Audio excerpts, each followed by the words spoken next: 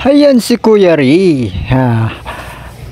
Ayan, busy si Kuya Ri sa pag-aayos ng CR. Yan, inaayos niya. Kasi para naman na hindi tumatagas ang sa CR. Yan, inaayos niya. Kasi lalagay niya ng panibagong uli para hindi tumatagas ang tubig sa baba. Yan. Yan, babaguhin niya. Lalagyan panibagong tiles. Mga kalodi, kaya pasupport naman sa akin channel sa Alarma Peach TV. Yan, sa akin din sa HB Peach School, Salvador Lasala Alarma. Yan, yan talaga ang aming mga tagagawa.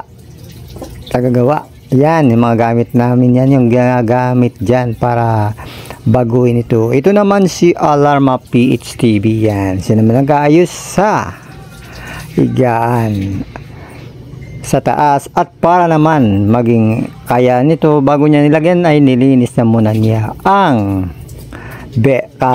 kahoy para kahit papaano ilalagyan niya ito. Yan, pupunasan muna at saka lalagyan sa pin ang bed, at para naman kaya at malinis ito. Yan ang nililinis pagdating sa mga condominium. Yan, kailangan siyang maayos at comfortable ito.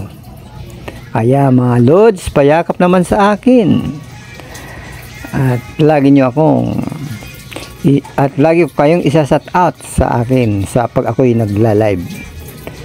Kaya samahan nyo ako sa pag-aayos ng bed at pagpapalit ng bedsheet. Ayos ba mga kalods, mga ka-vlogger? Tara na. At maraming salamat sa inyong lahat. Ganyan kami pagdating sa mga lakaran at sa mga gawain, lalo na din sa bahay, at magagamit natin ito pagdating sa bahay. Lagi malinis tayo kasi yan ang ating gawain sa araw-araw. Kaya all around tayo pagdating sa mga ganyan. Lagi tayong alerto, lagi tayong kailangan tayong kumakain ng tama.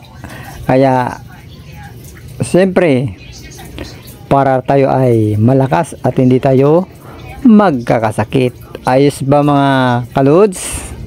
Yan, okay na, tapos na ako. Kaya ito na lang ang last na gagawin ko. Yan, okay. Maraming thank you for watching, and thank you for watching. Thanks you for watching.